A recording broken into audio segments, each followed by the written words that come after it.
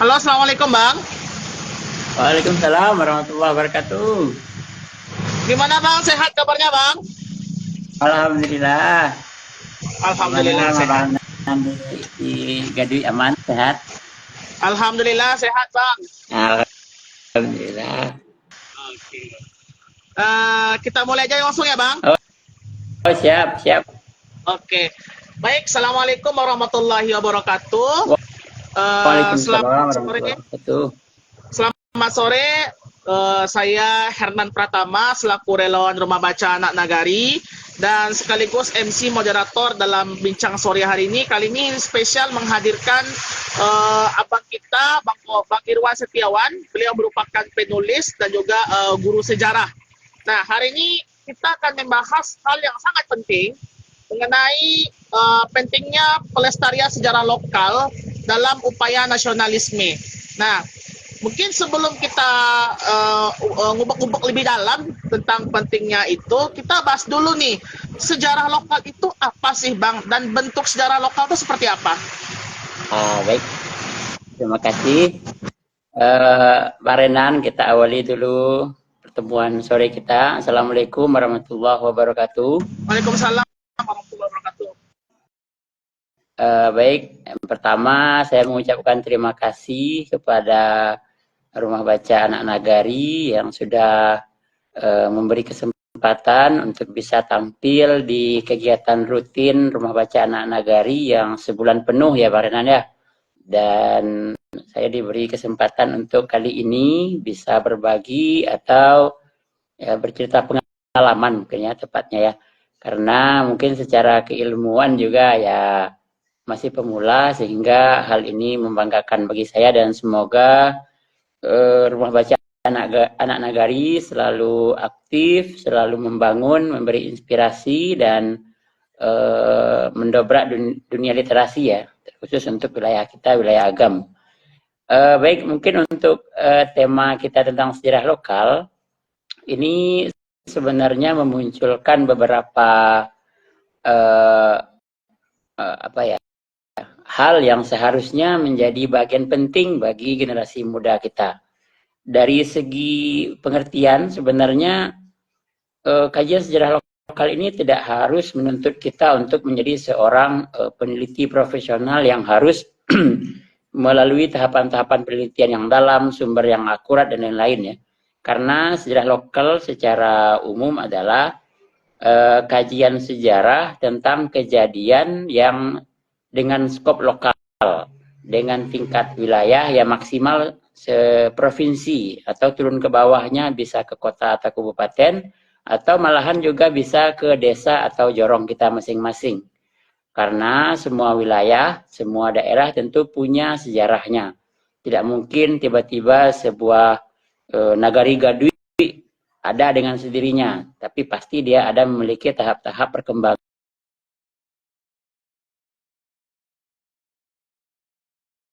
atau kabupaten ya atau provinsi. Nah, itu masih skop lokal, itu bagaimana perkembangannya dan tentu hal itu terus harus disampaikan kepada generasi muda bagaimana wilayah kita ini atau tokoh-tokohnya juga bisa, tokoh-tokoh lokal kita di sini atau peninggalan-peninggalan juga yang ada di daerah itu bagaimana harus selalu dikembangkan untuk bisa diketahui oleh generasi muda karena ini mungkin mengalami proses pendangkalan.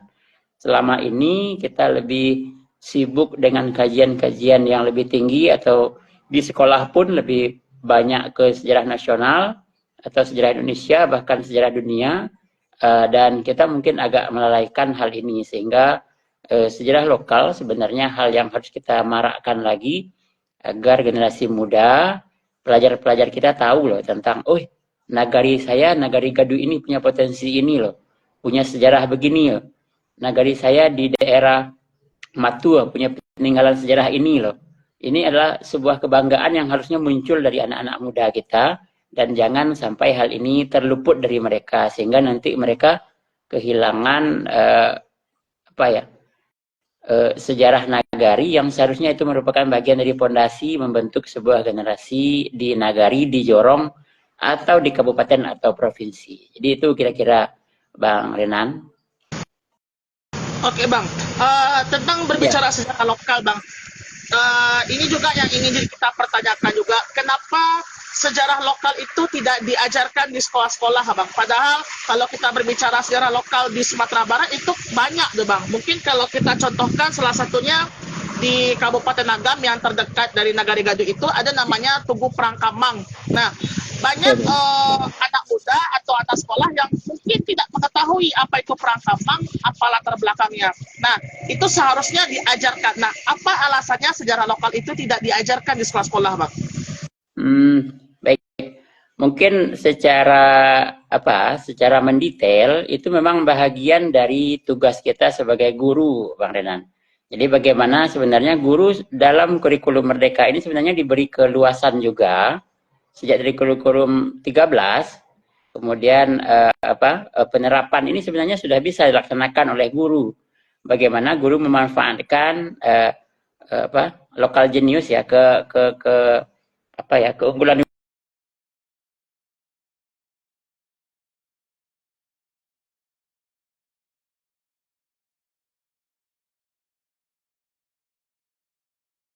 mempelajari wilayahnya sendiri. Karena kalau dibuat secara nasional tentu tidak mungkin. Jadi aturannya membuat, tetapi jam mapel sejarah itu memang sudah diperuntukkan ada bahagiannya untuk bisa mengkaji sejarah lokal.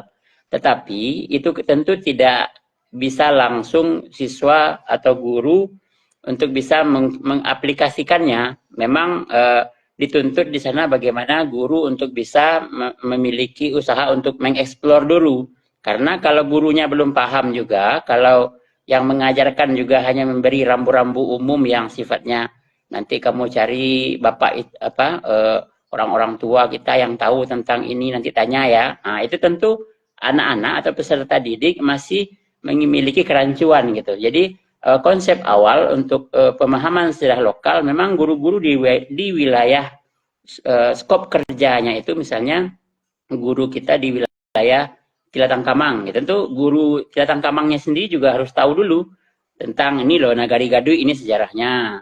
Peninggalannya ada ini pesawat Avanson.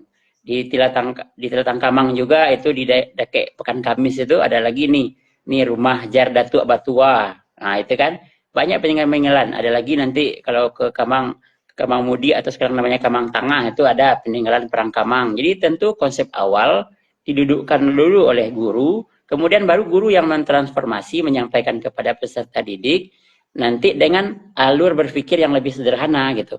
Jadi tentu kalau guru sebagai seorang pendidik yang telah mengetahui guru sejarah ya, yang sudah mengetahui alur penulisan, bagaimana tahap-tahapan penelitian sejarah, tetapi untuk siswa gitu, jadi harus menurunkan grade-nya lagi. Jadi yang dituntut dari siswa tentu mereka tidak berpikir kritis seperti seorang sarjana ya kan. Bagaimana dia mengetahui dulu lah setidaknya. Jadi sebenarnya peluang itu ada, tetapi garapan awalnya tentu oleh guru dulu. Setelah guru mampu menggarap, mengetahui potensinya ini. Apa ini keunggulan kita lagi di Tilatangkamang misalnya di Kapau, Nagari Kapau. Bagaimana? Kenapa ada sejarah? Bagaimana awal munculnya itu berkembangnya varian-varian makanan yang ada di Nagari Kapau. Itu nanti tidak harus detail ini sumbernya dari buku ini, tetapi ketika anak sudah berani datang menemui pengusaha nasi kapau itu untuk datang ke rumahnya, untuk bertanya, dari mana ini Ibu dapat resep masakan seperti ini? Nenek kami mulai dari tahun 40-an gitu ya. Tapi sudah dicatatkan, sudah ditulis. Nah, itu dia sudah menjadi sebuah kajian sejarah lokal. Nah, jadi ini mungkin sebagai tambahannya Bang Renan untuk bagaimana sebenarnya peluang itu ada, tergantung sekarang kita mau nggak ngambilnya gitu, mau nggak guru untuk mengaplikasikannya kepada anak didiknya. Dan alhamdulillah belakangan juga sudah agak sering muncul ya, atau datang ke sini juga ke rumah kami untuk ada yang bertanya tuh tentang Perang Kamang, tadi kata Bang Renan kan, ada juga yang tentang Tongku Narenceh, ada juga, dan memang guru sudah mulai menerapkannya, tetapi untuk skop yang lebih luas tentu kita berharap bukan hanya di daerah kita di Kamang saja kan, karena juga nanti kalau kita pergi ke daerah lain ada siswa di Bukit Tinggi, siswa dari daerah kabupaten kota yang lainnya. juga tentu harus bergerak bersama untuk bagaimana guru-guru kita memperkenalkan lokal kepada siswa-siswi di sekolahnya masing-masing gitu. Oke Bang. Nah, kalau begitu Bang, kalau kita berbicara tentang konten sejarah, kan mungkin Bang Irwan sudah menjelaskan bahwa antara konten materi kurikulum 2013 dengan kurikulum Merdeka itu sangat jauh berbeda. Kalau kita bandingkan dulu yang kurikulum 2013 itu kita bahas juga sejarah dunia, walaupun itu hanya ada di sejarah peminatan. Tapi sekarang di kurikulum Merdeka itu boleh dibilang 100% adalah sejarah nasional. Yeah. Nah, pertanyaannya, apakah bisa materi sejarah lokal? Ini kita ambil contoh saja, Bang. Yeah. Kita misalkan tentang perlawanan mempertahankan kemerdekaan. Nah, salah satu peristiwa kan banyak tuh kayak Bandung Lautan Api, Medan Area, Ambarawa, segala macam. Tapi ada satu pertempuran di Sumatera Barat namanya pertempuran Situjuah untuk mempertahankan dari agresi militer Belanda. Apakah mungkin materi sejarah lokal itu bisa masuk ke dalam materi sejarah yang di kurikulum Merdeka sekarang, Bang?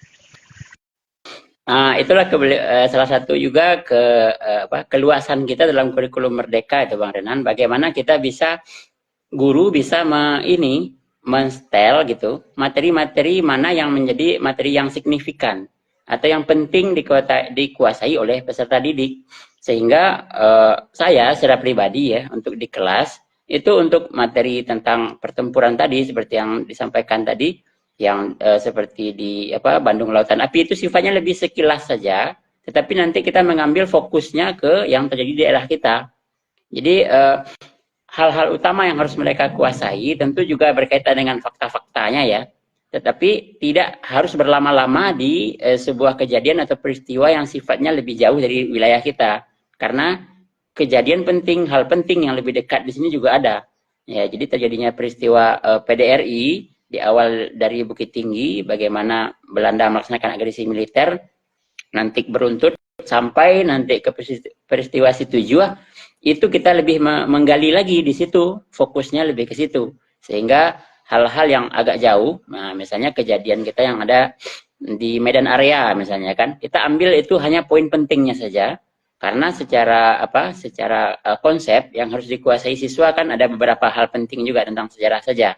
Ya, tetapi untuk bagaimana awal pertempurannya, siapa yang mengalami kekalahan pertamanya, bagaimana perlawanan selanjutnya, itu nanti kita cicilnya lebih fokusnya di daerah kita saja.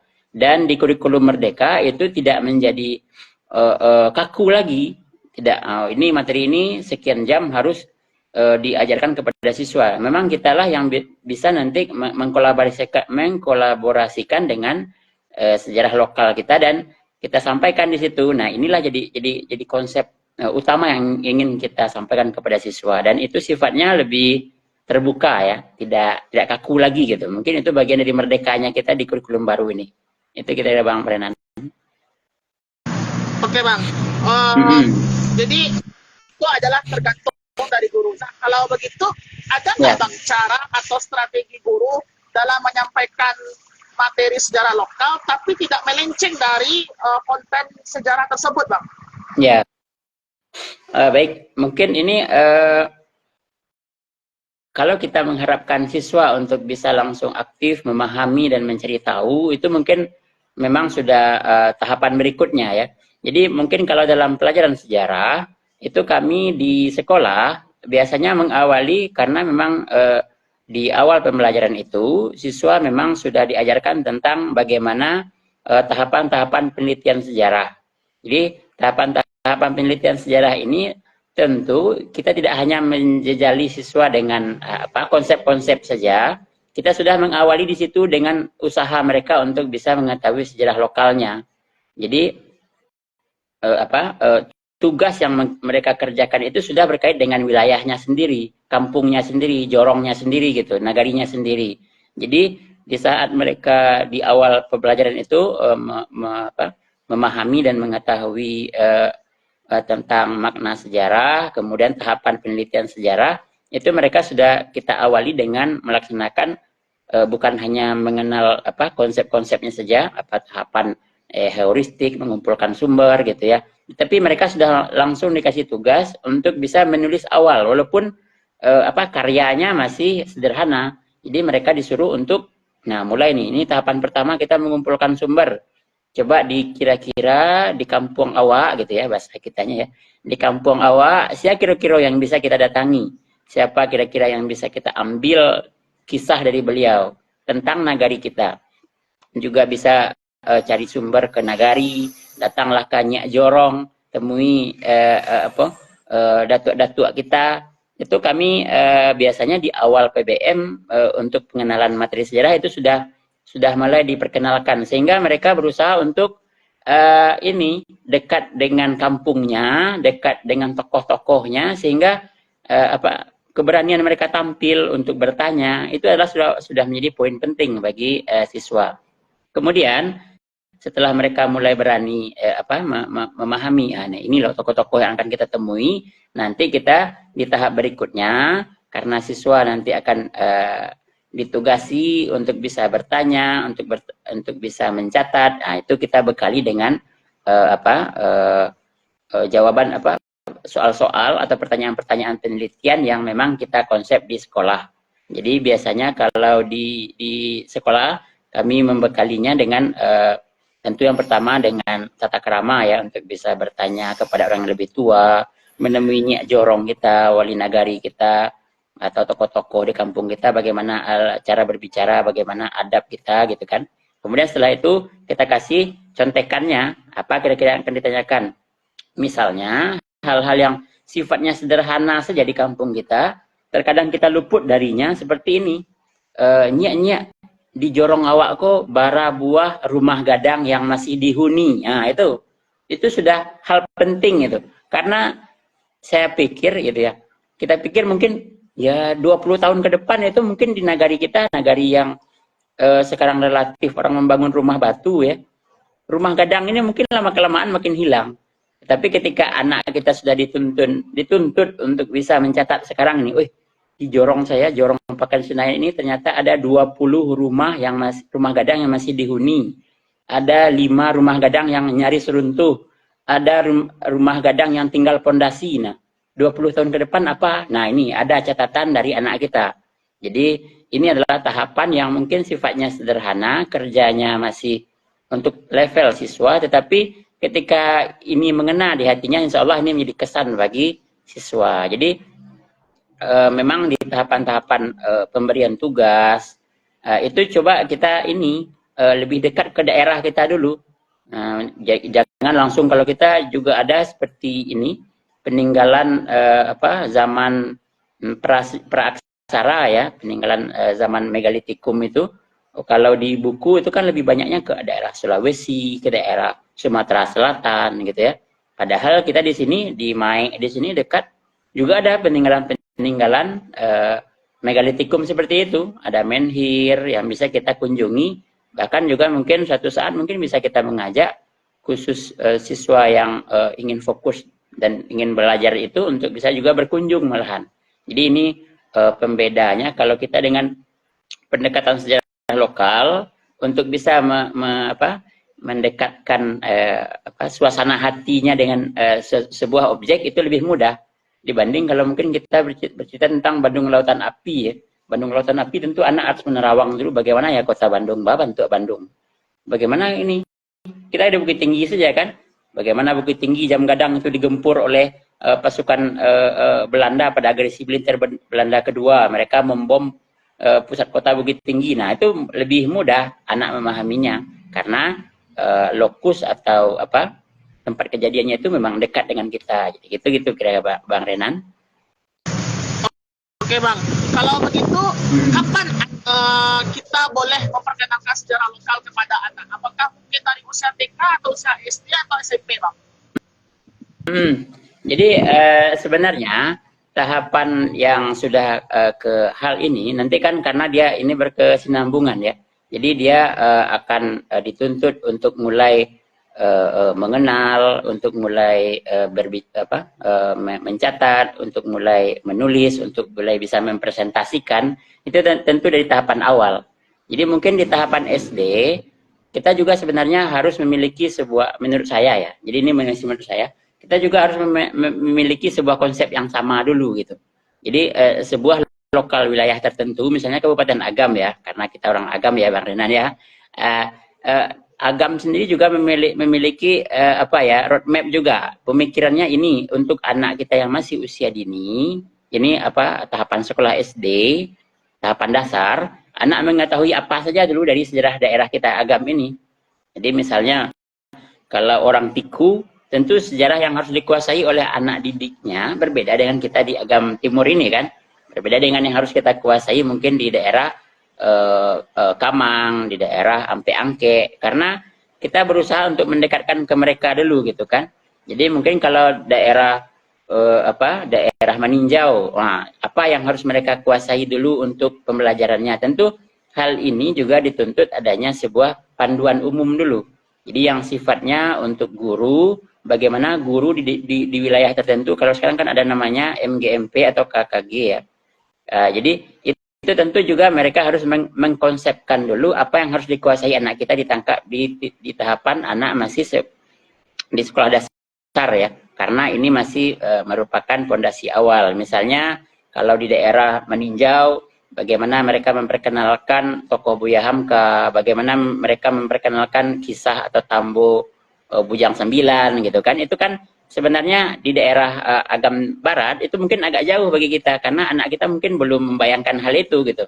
Nah jadi di Agam Timur ya, tetapi kalau di daerah meninjau, tokoh-tokohnya yang banyak, sejarahnya, kemudian kebudayaannya yang perlu dieksplor oleh guru dan untuk disajikan ke siswa, itu tentu harus diteliti lagi.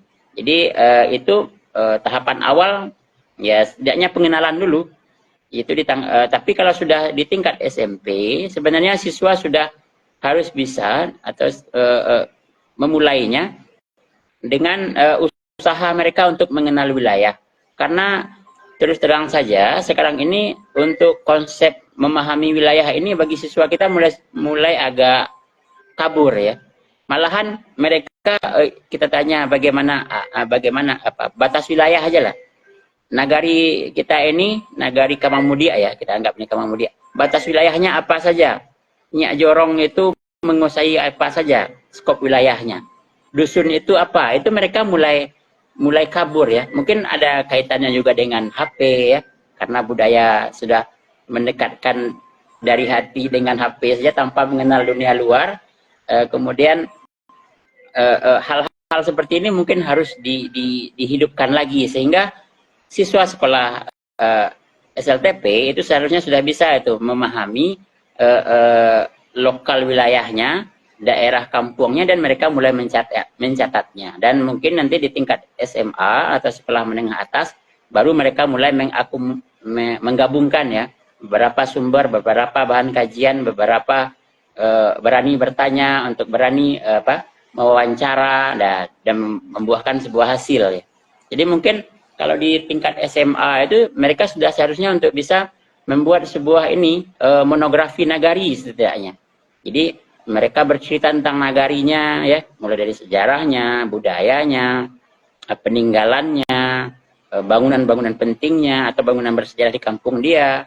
Itu kalau kita intensifkan dan melalui tahapan-tahapan tadi, saya kira itu di tingkat SMA atau SMK itu sudah bisa mereka berkarya, menghasilkan sebuah karya literasi yang sebenarnya itu memberi pencerahan bagi masa depan gitu. Karena ya seperti saya ceritakan tadi, ketika sebuah sejarah tidak dirawat, tentu dia akan makin lama makin hilang, dan catatannya yang tidak ada ini tentu siapa yang akan memungut lagi kalau tidak dari anak-anak kita sekarang. Oke Bang, kalau begitu Bang, dengan kompleksnya dan banyaknya konten-konten sejarah lokal, menurut pandangan Bang Irwan, apakah mungkin sejarah lokal ini dijadikan mata pelajaran, Bang? Sebenarnya keberadaan sekarang mata pelajaran BAM, Budaya Adat Minangkabau, itu sebenarnya sudah bisa mengakomodir juga Bang Parenan. Jadi dia sudah ada sinergi di dalamnya sebenarnya, bagaimana, karena budaya itu kan merupakan proses sejarah ya. Jadi sebenarnya kita sudah bisa memanfaatkan lah ruang yang ada itu, tetapi hal yang mungkin perlu kita dudukkan tadi itu, tahapan konsep-konsep itu memang harus dipersamakan oleh dinas-dinas terkait, dinas pendidikan, ya, kabupaten atau kota, gitu ya, Pak Wali Kotanya, Pak Bupatinya, kemudian kepala dinasnya, memang harus mengonsepkan dulu hal ini, karena ketika nanti dia tidak satu konsep, walaupun ada ilmu yang didapatkan oleh siswa, tetapi ketika hal itu tidak ada sinerginya dengan wilayah lain, itu kan dia jadi hambar ya. Tetapi ketika memang sudah dipersamakan dan ada alur berpikir yang sama, kita punya konsep yang sama, tentu hasilnya lebih wah lagi ya, dibanding ya kalau Ambo bisa ngerajuan mode kosenya di sekolah Ambo saya kerajuan dulu, ya tentu bagus juga, tetapi dampaknya tentu bagi wilayah kita saja, kita siswa-siswa kita yang kita asuh jadi paham dia dengan kampung dia, ya, sejarah nagari dia. Tetapi siswa di sekolah lain yang tidak menerapkan seperti yang kita kerjakan, tentu mereka masih dalam konsep yang lama juga gitu. Jadi ruangnya ada, tetapi mungkin bagaimana mengkolaborasikannya lagi itu, Bang Renan. Sebentar Bang Renan, ini ada HP nih.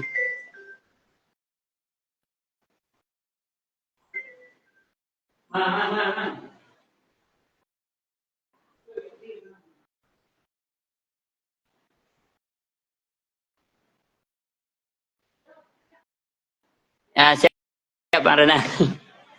Oke, oke Bang. Kalau begitu, apa yang harus dilakukan oleh siswa, terutama siswa tingkat SMA, agar bisa mengetahui sejarah lokal lebih dalam lagi, sehingga seperti yang kita sebut tadi, nasionalisme mereka akan semakin meningkat, kemudian cinta akan sejarah daerah akan semakin meningkat, Bang. Ya, baik. Karena tadi terkait dengan nasionalisme ya, tentu kita harus juga paham ya, karena nasionalisme ini kan sebenarnya sebuah paham tentang apa yang ada di hati lah ya, sebuah rasa ya tentang bagaimana munculnya cinta terhadap tanah air, tanah kelahiran. Dan di level bawah, kalau tingkatan nasional itu kan nasionalisme sifatnya Indonesia ya, tentu juga ada nasionalisme yang sifatnya lebih detail, lebih rinci, yaitu kampung halaman sendiri. Bagaimana mereka memiliki kecintaan terhadap nagarinya, memiliki kecintaan terhadap kampung halamannya sebagai sebuah tanah tumpah darahnya yang menjadi bahagian dari identitasnya. Jadi kebanggaan terhadap identitas daerah ini, ketika sekarang kita dihadapkan dengan dunia globalisasi yang makin dunia yang hanya selebar telapak tangan ini, ketika lebih cenderung didekatkan dengan hal-hal yang ya kalau kita kenal tadi namanya HP ya, smartphone ini, ketika siswa lebih dekat dengan dunia Korea dibanding dunia kampungnya sendiri, tentu mereka akan memiliki euforia yang berlebihan terhadap budaya lain, padahal budaya kampungnya di sini sendiri ada gitu kan. Begitu bagaimana mereka bangsa-bangsa lain berusaha untuk mendominasi, mengembangkan budayanya, memperkuat budayanya, sehingga kita yang punya budaya sendiri malahan makin menjauh. Jadi ini adalah sebuah hal yang menjadi PR kita bersama, bagaimana mendekatkan siswa dengan budaya kampungnya, daerahnya sendiri, kecintaannya bagi negerinya, itu diawali dengan dunia pendidikan. Jadi kalau tahapan awal, kalau yang berusaha kami coba terapkan juga, anak memang dipancing dulu Bang Renan, karena secara umum budaya literasi kita, apalagi semenjak kita lebih suka mencari potongan-potongan dari informasi lewat internet ya, yang tidak utuh, itu cenderung budaya dan kemauan bacanya berkurang.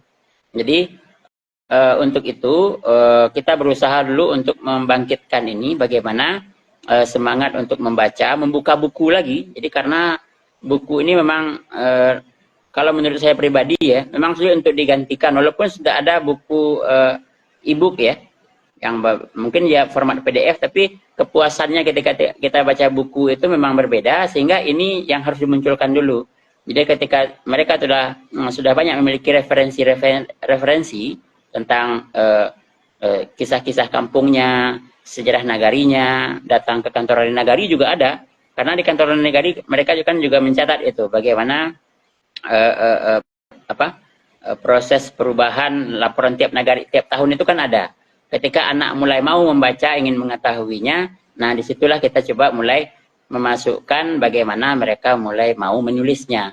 Karena kalau kita hanya memberinya peluang dan semangat untuk membaca saja, tanpa nanti dikasih target untuk bisa berkarya juga, tentu hal ini ya memang ada informasi yang dapat, tetapi sebuah kebanggaannya untuk menghasilkan sebuah karya jadi berbeda. Dan ini juga bisa dipancing oleh guru dengan mengadakan lomba-lomba misalnya. Jadi kalau di sekolah kita buat lomba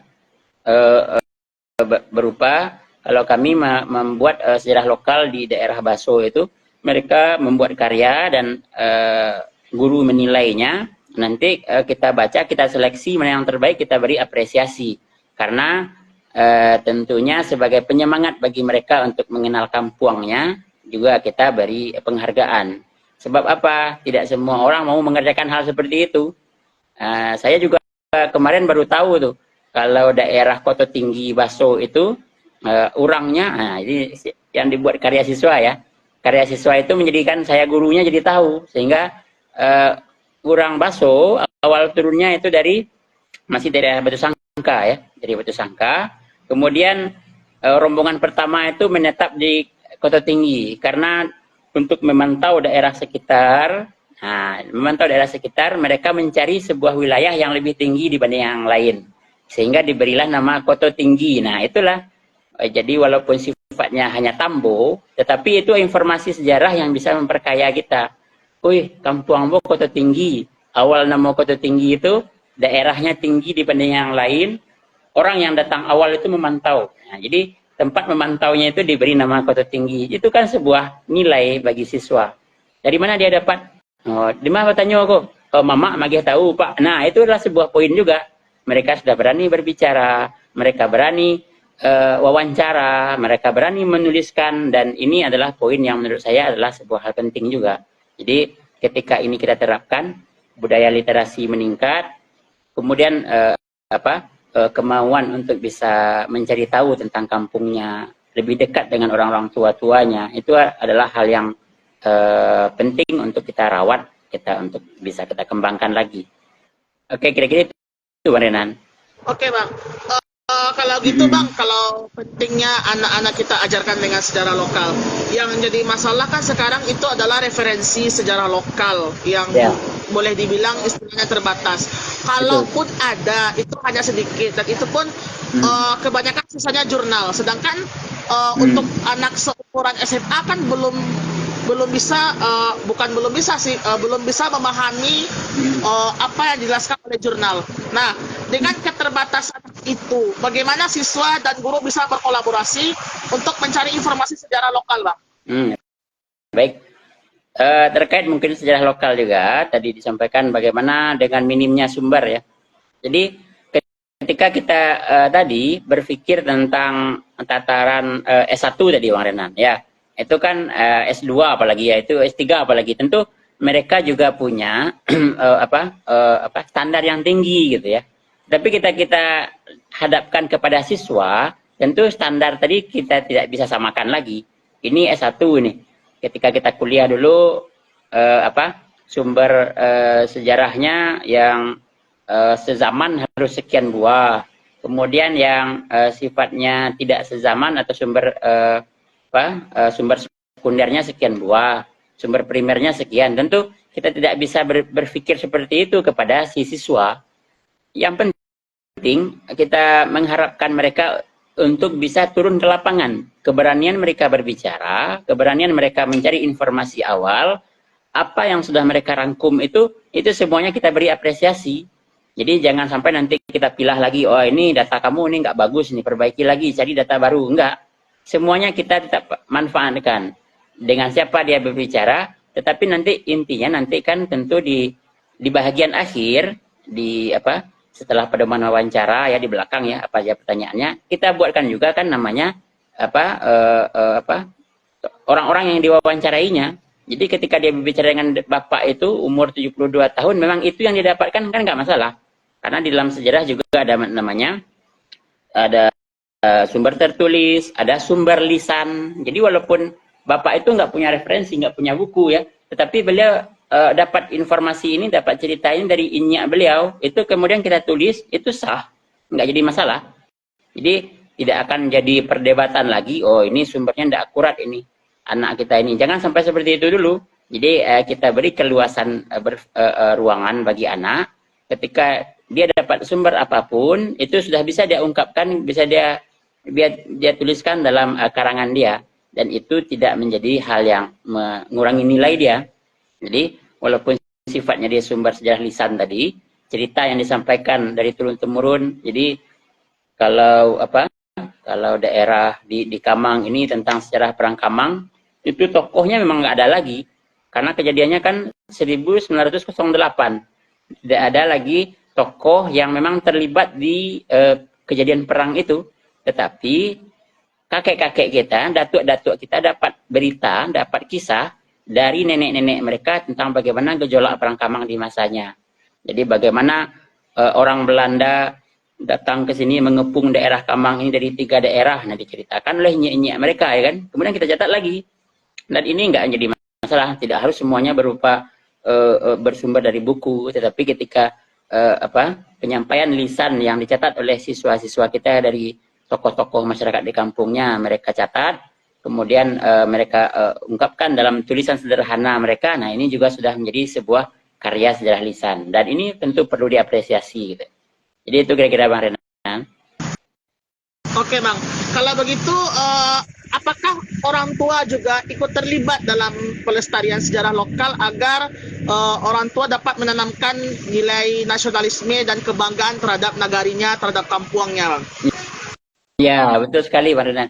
Jadi sinergi antar lini lah ya, kalau dalam sepak bola ya. Ada pertahanannya, ada backnya ya, ada kipernya, itu semuanya harus gabung gitu. Memang dari pihak keluarga, terutama mungkin dari ayah, memang kan sudah seharusnya juga memiliki pengetahuan. Dan ini saya kira ketika banyak siswa kita yang sudah mulai terpicu untuk bisa mengetahui sejarah kampungnya, tentu orang tua akan juga termotivasi lah. Jadi tahu nyak jorong awak kini sia, mama awak sia, karena di tahapan, nah ini kembali mungkin di sekolah, kami juga menerapkan hal seperti itu, Bang Renan, dimulai dari keluarga dulu. Jadi kalau tadi saya bercerita tentang bagaimana tahapan penelitian sejarah mulai mereka laksanakan di pelajaran awal, pengertian sejarah itu sendiri juga harus kita dekatkan ke mereka. Jadi saya di sekolah meminta anak untuk membuat itu silsilah keluarga, karena itu sejarah dia gitu kan. Jadi orang tua harus dituntut juga mengenal, nah ini orang gaya awak iko, ini awak dulu sia ya. Jadi orang tua juga harus tahu gitu. Jadi anak bertanya kepada orang tua tentu harus juga mencari lagi ya, mengingat lagi memori lamanya. Nah, nama neneknya siapa, nama kakeknya siapa, nah baru disampaikan kepada si anak. Jadi silsilah keluarga, kalau ada yang bisa mencatat tambonya juga kami apresiasi biasanya. Jadi hal-hal seperti itu sebenarnya membangkitkan semangat untuk mengenal lagi sejarah lokal. Dan yang tak kalah penting lagi, ketika ada sebuah monumen-monumen penting di kampung, di daerah kita, misalnya kalau di Gadui ada Afroanson, nah itu adalah sebuah hal penting itu. Bagaimana titik awal sebenarnya bangkitnya bibit semangat kecintaan sejarah itu sebenarnya sudah harus ada di daerah, di anak-anak Nagari Gadui kan. Karena pesawat ini adalah pesawat bersejarah, tapi terkadang karena ya mungkin keterbatasan daerah ya untuk mengalokasikan hal-hal informatif seperti ini kurang tersaji. Nah, jadi siswa lah yang dituntut untuk bisa mencari tahu gitu. Jadi kalau menurut hemat kami di daerah sebuah monumen yang ada peninggalan bersejarah memiliki nilai penting, itu seharusnya sudah ada prasastinya ya kan, yang bisa dibaca setiap orang yang datang ke sana, walaupun mungkin tidak berupa buku, tapi itulah sumber, sudah bisa dibukukan oleh anak, dicatat lagi ya kan. Ketika kita kasih tugas, dia datang ke monumen Afroanson, dia dicatatnya nih di prasasti yang tercatat di monumen Afroanson, pesawat ini adalah pesawat yang dibeli dari pitih amai-amai orang Minangkabau. Nah, itu ketika sudah ada prasastinya itu menjadi sebuah nilai kebanggaan bagi si siswa, ya kan? Atau ketika datang ke apa peninggalan-peninggalan lain, mungkin ada di apa di Maninjau, bukan di Maninjau ya, ada juga di daerah Matua ya, ada rumah gadang lama itu.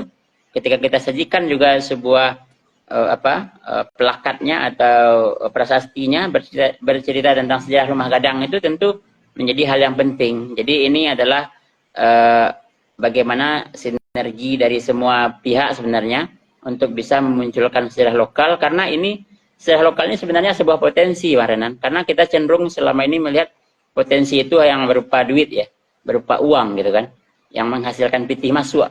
Tetapi sebenarnya kearifan lokal itu adalah potensi yang sebenarnya akan dicari di suatu saat nanti.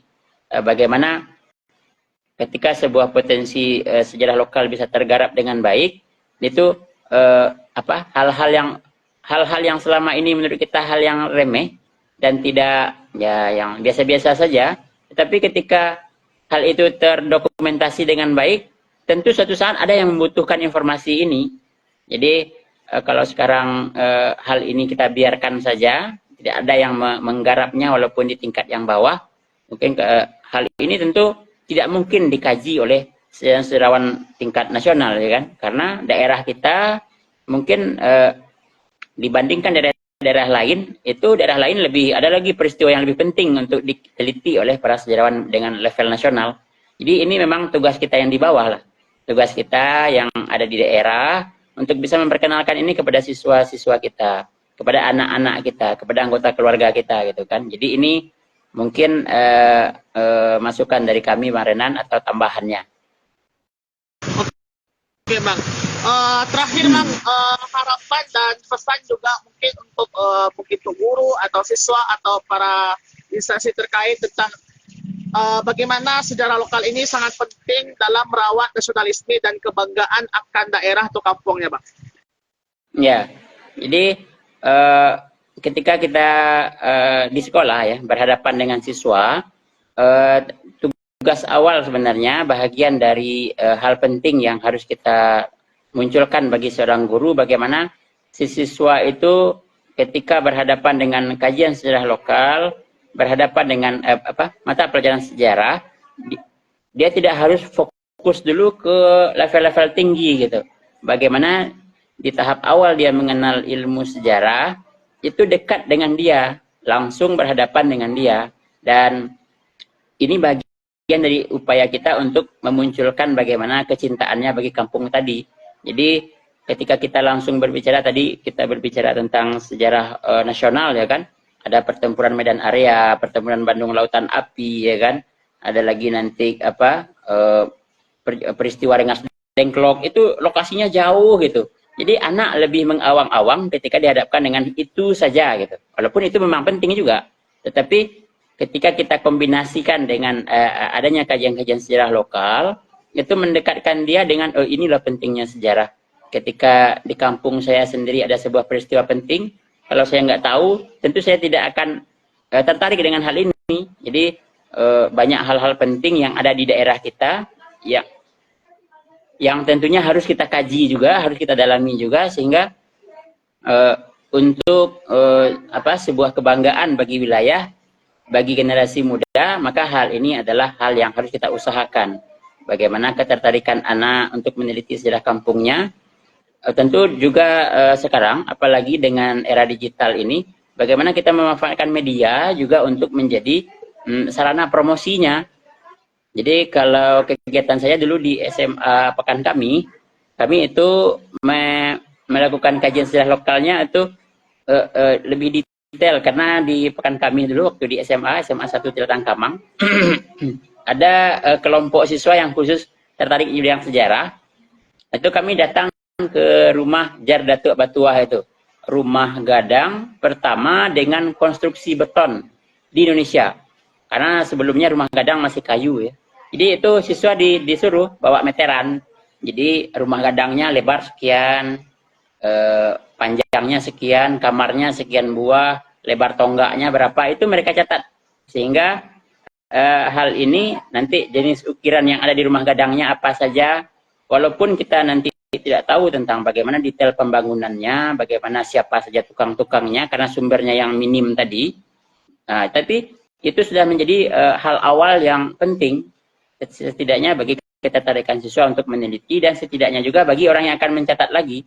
Jadi ini adalah hal penting bagaimana kita mendekatkan siswa dengan sejarah lokal di daerahnya dan malahan kita aktifkan dia untuk bisa menggarapnya. Dan kalau lebih tinggi lagi setelah mereka dapat informasi, tentu mereka akan berusaha juga untuk menyebarkannya bisa melalui media. Jadi nanti bagaimana mereka menampilkan hasil eksplorasinya ya tentang sebuah objek, bisa di Instagram mereka tampilkan ya, bisa mereka tampilkan juga di Facebook, bisa mereka tampilkan juga di media-media lain, mungkin juga di YouTube ya. Karena setelah datang ke situ, anak-anak zaman sekarang kan kita tidak, ya nggak ragu lagi lah, mereka bisa itu untuk membuat karya seperti itu. Tetapi kita kasih fondasi awalnya tadi, bagaimana mereka melakukan tahapan-tahapan penelitian sederhana tadi, kemudian setelah mendapat konsep yang cukup matang, setelah kita nilai ya kan, kemudian mereka mengeksekusi dengan karyanya, bisa tulisan, bisa video, bisa berupa tampilan ya, karena ilmu tentang ini tentu lebih banyak lagi siswa kita sekarang bisa menampilkannya. Mereka pandai editing, sudah bisa mengambil sudut-sudut yang menarik untuk bisa divideokan. Itu sebenarnya nanti akan jadi hal penting juga dan memperkaya pengetahuan kita dan pengetahuan orang lain yang ingin mengetahui daerah kita. Jadi kalau standar keilmuan anak-anak kita tentang teknologi, kita kolaborasikan dengan bagaimana kita menanamkan pentingnya mengetahui wilayah lokal, wilayah sejarah daerah kita, dan itu ketika dikombinasi, nanti muncullah video kreatif sejarah Nagari Gadui, kan? Nah, karya SMA 2 Tilatang Kamang, atau keluar nanti di IG-nya Afroanson Nasibmu Kini, karya siswa SMA 1 Tilatang Kamang. Jadi ini adalah sebuah hal menarik, walaupun tahapannya masih awal ya, kan belum berupa sebuah karya yang bisa diteliti lebih lanjut, tetapi ini membangkitkan bagaimana semangat terhadap, kampung saya punya potensi ini loh, daerah saya punya kelebihan seperti ini. Ini adalah hal penting. Dan nanti, jadi lanjutan dari munculnya nasionalisme, cinta dan air, tentu munculnya rasa patriotisme. Karena patriotisme ini secara umum kan adalah rasa atau keberanian atau kemauan untuk rela berkorban. Jadi ketika kampungnya dapat bencana, ya kan, dia di rantau sudah sukses, ya, seperti bencana yang ada di Merapi sekarang, bagaimana muncul rasa patriotisme itu, kirim pulang, ya kan, bantu kok sanak kita yang ada di Sungai Pua, di Banuampu, yang ada di daerah daerah Batu Taba sana, ya kan, kena bencana. Itu kan munculnya keinginan untuk rela berkorban, itu bagian dari patriotisme ya. Mengirim donasi untuk sanak kita yang ada di Pasisi ya, misalnya kena bencana juga gitu kan. Itu karena cinta tadi. Jadi berawal dari mengenal, ya kalau kita bisa analogikan ya, mengenal dari sejarah kampung, ya kan, muncul rasa nasionalisme diwujudkan dalam patriotisme. Nah, gitu kira-kira Marinan. Oke, alhamdulillah. Terima kasih banyak Bang Irwan yang telah sharing juga tentang bagaimana pelestarian secara lokal dalam upaya penanaman nasionalisme dan kebanggaan terhadap anak nagari. Terima kasih Bang Irwan, semoga sharingnya berkah dan bisa diaplikasikan oleh guru dan siswa dan juga masyarakat. Terima kasih banyak Bang. Oh ya, sedikit lagi boleh Marinan ya, sedikit lagi penutupnya. Ya. Oke, baik.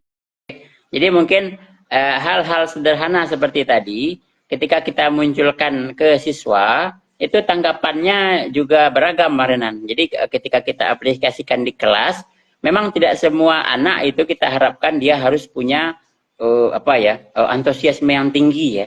Tetapi ketika kita ya minimal ya mengajar satu angkatan ya kan, kita bertemu dengan 5 orang saja, orang dari nagari yang berbeda atau kampungnya yang berbeda, tetapi memiliki semangat untuk mengkaji hal tersebut, itu sudah hasil, Bang Renan. Jadi jangan kita nanti beranggapan oh siswa kita masih minim, semangatnya masih kurang gitu kan, sehingga anak kita dari 100 siswa hanya 5 itu sebuah keberhasilan. Jadi ketika kita menjadi memotivasi anak kita untuk berkarya itu, jangan sedikitnya angka itu jangan menjadikan kita menjadi patah semangat gitu.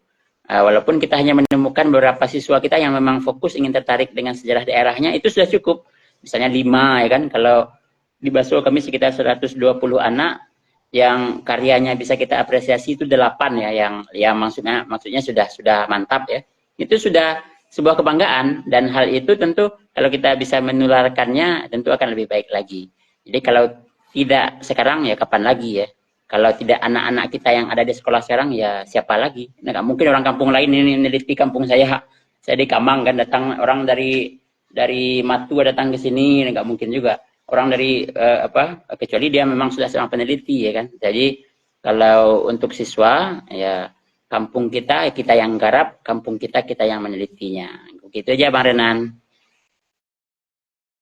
Oke, terima kasih banyak Bang Irwan yang telah sharing juga pada sore hari ini, Bang. Semoga ini bisa jadi inspirasi siswa dan guru dalam pelestarian sejarah lokal, Bang. Terima kasih banyak, Bang.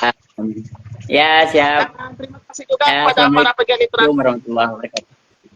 Ya, maaf lahir batin juga ya, Bang. Udah mau lebaran juga, Bang. Ya, siap. Ya. Dan terima kasih. Sama-sama, Renan. Terima kasih juga. Ya, sama-sama, Bang. Terima kasih kepada para pegiat literasi yang telah menyaksikan acara ini. Dan saya Hernan Pratama selaku moderator mohon pamit undur diri di hadapan para pemirsa semua, dan selamat merayakan Idul Fitri. Mohon maaf lahir dan batin. Kita jumpa lagi di acara-acara selanjutnya. Terima kasih banyak, Bang, dan terima kasih. Assalamualaikum warahmatullahi wabarakatuh dan salam literasi. Waalaikumsalam warahmatullahi wabarakatuh.